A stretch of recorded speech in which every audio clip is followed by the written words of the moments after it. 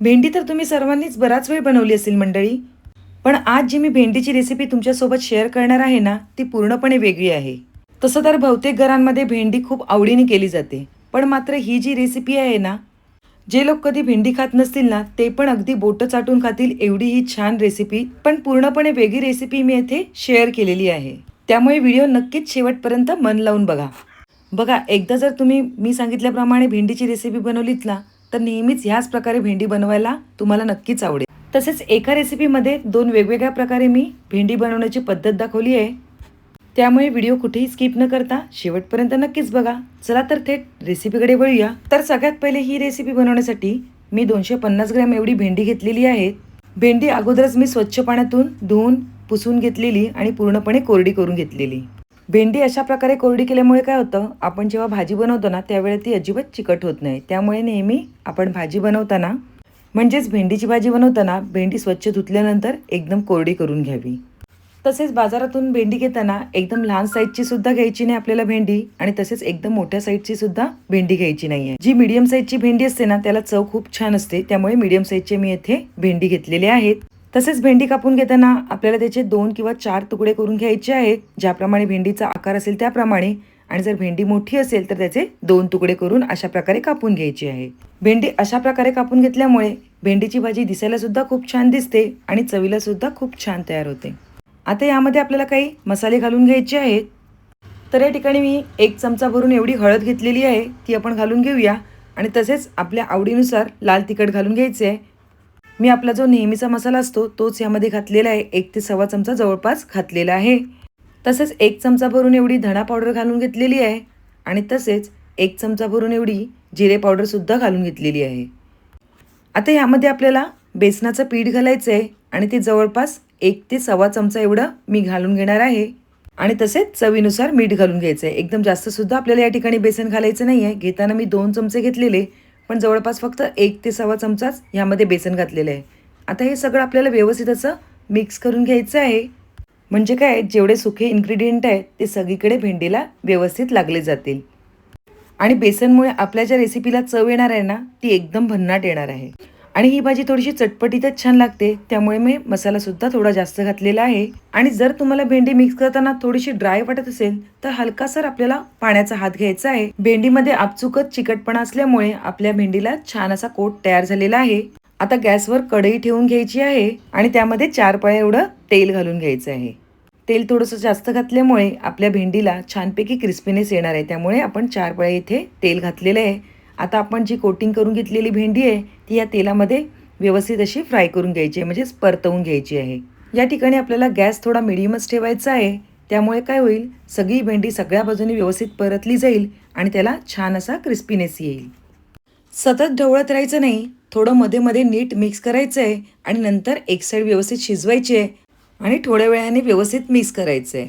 त्यामुळे भेंडी नीट फ्राय होणार आहे आणि सगळीकडून छान अशी क्रिस्पी तयार होणार आहे. आणि ह्या इकडे एवढं लक्षात ठेवायचं आहे की भेंडी आपल्याला 80 ते 90% शिजवून घ्यायची आहे. त्यामुळे मध्ये मध्ये थोडे थांबत जा आणि मग व्यवस्थित अशी ढवळत राहा.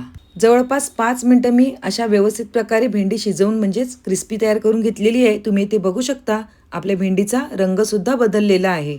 आणि हातात घेऊन दाबल्यानंतर तुम्ही इथे बघू शकता आपली भेंडी ही 80 ते 90% मस्तपैकी छान शिजलेली आहे. आता ही भेंडी आपल्याला एका डिशमध्ये काढून घ्यायची आणि पुढची तयारी करून घ्यायची आहे.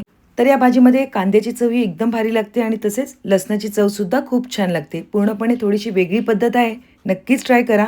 आता कांदा आपल्याला जाडसर कापून घ्यायचा आहे आणि मी ज्याप्रमाणे व्हिडिओमध्ये दाखवते त्याप्रमाणे 1-1 पाकळ्या कांद्याच्या काढून घ्यायच्या आहेत. असं केल्यामुळे आपला कांदा छान परतला जातो आणि त्याला चवसुद्धा खूप छान येते. या ठिकाणी 2 मीडियम साईजचे मी कांदे घेतलेले, ते दोन्ही सुद्धा मोठे मोठे कापून तुम्ही ज्याप्रमाणे बघताय त्याप्रमाणे पाकळ्या आपल्याला संपूर्णपणे वेगळ्या करून घ्यायच्या आहेत. कांद्याच्या सगळ्या पाकळ्या आपल्याला सेपरेट करून झालेल्या आहेत. आता यानंतर आपल्याला लसूण सुद्धा बारीक चिरून घ्यायचे आहेत. माझ्याकडे मुलांना भेंडी खायला खूप आवडते. हर एक दुसऱ्या दिवशी डिमांड असते की भेंडीची भाजी बनव किंवा टिफिन बॉक्सला दे. नक्कीच तुमच्या मुलांना कशा प्रकारे भेंडीची भाजी आवडते हे मला नक्कीच कमेंटमध्ये कळवा. पुन्हा आपल्याला कढईमध्ये थोडं तेल घालून घ्यायचं आहे.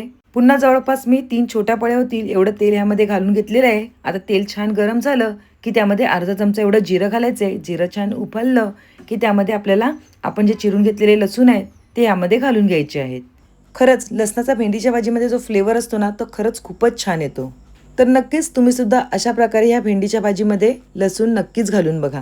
आता छान लसणाचा फ्लेवर मोडेपर्यंत आपल्याला हे तेलावर व्यवस्थित असं परतवून घ्यायचं आहे. तर आपण व्यवस्थित असं परतवून घेऊया आणि जसा लसणाचा रंग बदलायला लागेल तसं लगेचच आपल्याला 2 मीडियम साईजचे जे कांदे कापलेले आहेत, म्हणजे जास्त जाडसर प्रमाणात कापून घेतलेले कांदे, जास्त आपल्याला पातळसुद्धा या ठिकाणी कापायचे नाही आहेत, ते आपण यामध्ये घालून घेतलेले आहेत.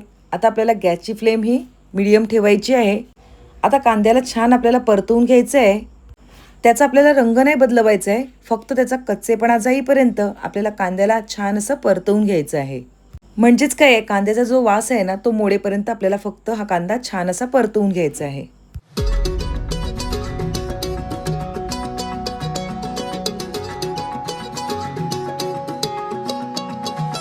मी पहिलेच तुम्हाला सांगितलं की स्लो फ्लेम ठेवली तर आपला कांदा सॉफ्ट पडेल, यासाठी आपल्याला मीडियम फ्लेम ठेवायची आहे. आता या ठिकाणी कांद्याचा हलकासा रंग बदलायला सुरुवात झालेली आहे. तर आता आपण जी 80 ते 90% शिजवून घेतलेली जी भेंडी आहे ती यामध्ये घालून घ्यायची आहे.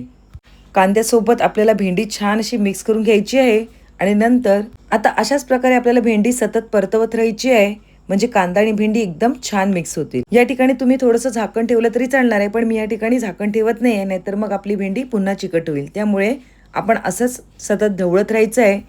आता ही भाजी आपल्याला अजून चटपटीत आणि चविष्ट बनवायची आहे. त्यासाठी आपण यावर 1 चमचा एवढी आमचूर पावडर घालून घ्यायची आहे आणि तसेच अर्धा चमचा एवढा गरम मसाला घालून घ्यायचा आहे आणि पुन्हा कांदा आणि भेंडी मस्तपैकी एकत्रित एकजीव करून घ्यायची आहे. ऑलरेडी आपण भेंडीसुद्धा शिजवून घेतलेली आहे आणि तसेच कांदासुद्धा छान परतवून घेतलेला आहे. तुम्हाला खरं सांगू ना, ह्या भाजीतला कांदाच खायला एवढा भारी लागतो ना. आणि येथे आपली बेसन, कांदा आणि भेंडीची मस्तपैकी भाजी तयार झालेली आहे. आणि एकदा जर तुम्ही ह्या प्रकारे भाजी बनवलात ना, तर सतत अशाच प्रकारे भाजी बनवाल ही माझी 100% गॅरंटी आहे. तर नक्कीच तुम्ही सुद्धा तुमच्या घरी अशा प्रकारे भेंडीची भाजी तयार करून बघा. चला तर आता आपण आपल्या दुसऱ्या रेसिपीकडे वळायचं आहे. तर मी येथे लहान साईजची भेंडी निवडून घेतलेली आहे. ही भेंडी सुद्धा मी स्वच्छ धुवून सुती कापडाने कोरडी करून घेतलेली, म्हणजे काय आहे, आपली भाजी चिकट होणार नाही. ॲक्च्युली आपण या ठिकाणी भाजी बनवणार नाही आहोत, तर भजी बनवणार आहोत. तर त्यासाठी काय करायचं आहे, आपल्याला भेंडीची पाठची आणि पुढची टोकं थोडी थोडी उडवायची आहेत आणि जे मोठं भाग आहे ना ते व्यवस्थित असं कापून घ्यायचे. तुम्ही व्हिडिओमध्ये बघू शकता, ज्याप्रमाणे मी 3 ते 4 तुकडे होतील त्याप्रमाणे आपल्याला बारीक असे करून घ्यायचे आहेत, म्हणजे काय आहे, तेलामध्ये सोडल्यानंतर आपली भेंडीची भजी एकदम क्रिस्पी आणि छान तयार होईल. तर अशाच प्रकारे आपल्याला सर्व भेंडी कापून घ्यायची आहे. तुम्ही इथे बघू शकता.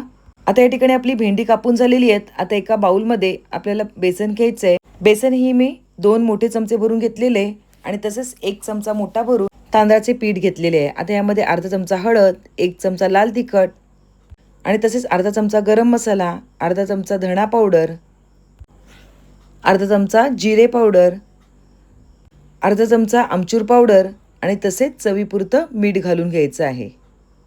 आता हे सर्व कोरडे जिन्नस आपल्याला चमच्याच्या साहाय्याने व्यवस्थित असे मिक्स करून घ्यायचे आहेत, म्हणजे काय सगळे मसाले सगळीकडे व्यवस्थित मिक्स होतील. यामुळे आपल्याला पहिले चमच्याच्या साहाय्याने सर्व कोरडे मसाले मिक्स करून घ्यायचे आहेत.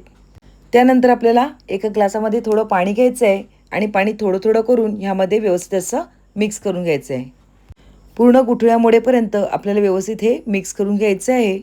तोपर्यंत तुम्ही सांगा, तुम्ही आपल्या चॅनलला सबस्क्राईब केलं की नाही. जर सबस्क्राईब केलं असेल तर ठीकच आहे, आणि जर सबस्क्राईब केलं नसेल तर पटकन सबस्क्राईब करा आणि तसेच बाजूला असलेल्या बेल आयकॉनवर प्रेस करा, म्हणजे असेच नवीन, साधे, सोपे आणि युनिक रेसिपी तुम्हाला नेहमी बघायला भेटतील. संपूर्णपणे गुठळ्या मोडेपर्यंत आपल्याला हे पीठ छान असं मिक्स करून घ्यायचं आहे आणि बेसन आणि तांदळाच्या पिठाचं स्मूथ असं बॅटर तयार करून घ्यायचं आहे.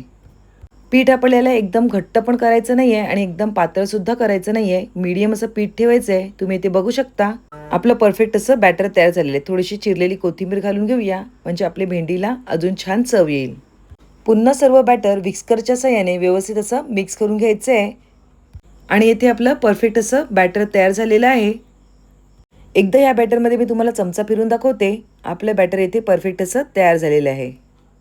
चमच्यावर बोट फिरवल्यानंतर बॅटरची कन्सिस्टन्सी एकदम परफेक्ट तयार झालेली आहे. आता या ठिकाणी आपण जी चिरून घेतलेली भेंडी आहे ती या बॅटरमध्ये पूर्ण डीप करून घ्यायची आहे, म्हणजेच काय सगळीकडे सगळं पीठ व्यवस्थित लागलं पाहिजे. ह्याप्रमाणे आपल्याला ह्यामध्ये डीप करून घ्यायची आहे. आणि त्यानंतर मी कढईमध्ये अगोदरच तेल तापत ठेवलेलं. तेल छान मीडियम असं गरम झालेलं आहे. आता त्यामध्ये आपण ज्या बॅटर मिक्स करून घेतलेल्या भेंडी आहेत त्या सोडून घ्यायच्या आहेत.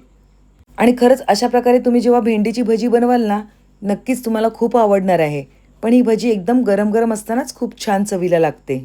कोणी अगदी आवर्जून भेंडी खात नसेल ना, तो सुद्धा आवडीने ही भजी खाईल, एवढी छान ही भजी तयार होते. भजी तेलामध्ये घातल्यानंतर आपल्याला लगेचच पलटायची नाही आहे. एक साईड छान झाली की आपल्याला पलटून घ्यायची आहे आणि तसेच आपल्याला मीडियम असा गॅस ठेवायचा आहे, म्हणजे भेंडी सगळ्या बाजूने छान अशी शिजली जाईल. 1 ते 2 मिनटं तेलामध्ये ठेवल्यानंतर आपल्याला ती पलटत राहायची आहे, म्हणजे छान असा क्रिस्पीनेससुद्धा आपल्या भेंडीला येईल.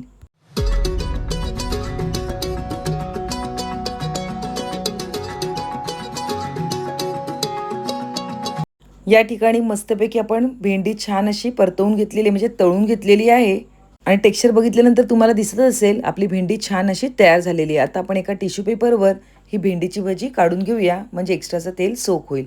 पुन्हा अशाच प्रकारे आपल्याला भेंडी सोडून घ्यायची आहेत. तसेच या ठिकाणी मीडियमच तेल गरम असले पाहिजे. जर तेल कमी गरम असेल तर मग ऑइल जास्त सोक होईल. तर अशा प्रकारे आपल्याला दुसरी भेंडीची बॅचसुद्धा छान अशी तेलामध्ये तळून घ्यायची आहे आणि क्रिस्पी कुरकुरीत बनवून घ्यायची आहे. तर नक्कीच मंडळी, तुम्हाला दोन्ही रेसिपीमधली कोणती रेसिपी जास्त आवडली नक्कीच मला कमेंटमध्ये कळवा आणि रेसिपी जर आवडली असेल तर नक्कीच लाईक करा. तर तुम्हाला माझ्या दोन्ही भेंडीच्या रेसिपी कशा वाटल्या नक्कीच कमेंटद्वारे कळवा. रेसिपी आवडली असेल तर पटकन एक लाईक करा आणि तसेच तुमच्या फ्रेंड्स आणि रिलेटिव्हजला आपली ही लिंक शेअर करायला अजिबात विसरू नका. पुन्हा एक नवीन रेसिपी घेऊन येऊया. तोपर्यंत बाय बाय. थँक्यू.